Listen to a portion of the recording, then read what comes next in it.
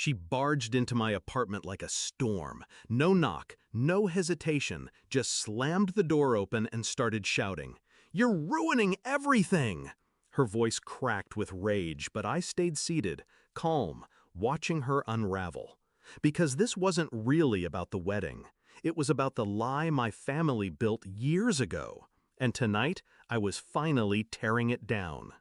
I remember the night they told me I was on my own. I was 18, naive, hungry for their approval. College letters sat on the kitchen table, acceptance offers I had worked my bones to earn. I asked for help, just enough to cover tuition, not a gift, not charity, just help. My father didn't even look up from his newspaper. My mother's words were ice. "If you want college, pay for it yourself. We won't throw money away on something useless." I remember the silence afterward, my throat burning with words I didn't say. My sister smirking, knowing she'd never hear those words aimed at her. That night, I made myself a promise. I'd never ask them for a single dime again. So I built myself from the ground up. Loans, double shifts, nights spent studying under fluorescent lights while they slept comfortably, their money reserved for vacations and indulgences. I survived, graduated, worked, every scar turned into armor.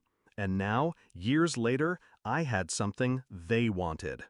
It started with a phone call. My mother's tone was sweet, rehearsed. She never called unless she wanted something. "Your sister's wedding is coming. It's going to be big, beautiful. We want you to contribute. 150,000 should cover your share." Your share, as if I owed them, as if blood gave them the right to carve into me. I almost laughed, but instead I reminded her of something. "I asked you once for help. You told me no. Remember?" Silence on the line. Then a clipped, defensive, "That was different." Different. Convenient. I refused. Clear, sharp, no room for negotiation. That's when the messages started.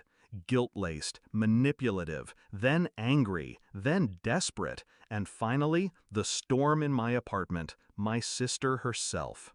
She stood in front of me now, her face red, her hands shaking. "You have the money. You're selfish, cruel. Do you want me to look like a joke in front of everyone?" I let her words hang in the air. Then I rose, slowly, deliberately. "You want me to pay for a wedding?" I said quietly, "when no one paid for my future?" Her eyes darted, defensive. "That's not the same." "It's exactly the same." She tried a different angle. Tears. "You don't understand what this means to me. Please, just this once." That line struck me like déjà vu. The same begging tone I had used at 18. The same plea for support. Only difference? I learned then that in my family, no was final. So I gave it back to her, word for word. "If you want it, pay for it yourself." Her face broke. The silence between us was thick, violent. She wasn't used to hearing no, especially not from me. She lunged, knocking a glass off the table, shattering it across the floor. She screamed that I'd regret this, that I was heartless. But all I felt was clarity. The next week, whispers spread through the family. My parents called me ungrateful. Relatives painted me as the villain. But every insult rolled off, because behind their words was the truth they couldn't face. I had beaten them at their own game. They raised me on indifference, on refusal, on abandonment disguised as teaching responsibility. And now they were choking on their own lesson. The wedding went on, but smaller, stripped of its grandeur, corners cut, vendors unpaid until the last second. I didn't attend, but I saw the photos online. The smiles stretched thin, the flowers already wilting. A celebration built on debt and desperation. Meanwhile, I stayed home, alone, at peace. When people ask me why I didn't help, I tell them the truth. Family isn't measured in blood. It's measured in who shows up when it matters. They didn't show up for me, so I stopped showing up for them. Simple, Clean, final. I don't regret it. Because that night in my apartment, when my sister screamed and cursed me, I realized something. They never wanted me to succeed. They only wanted to control what I earned.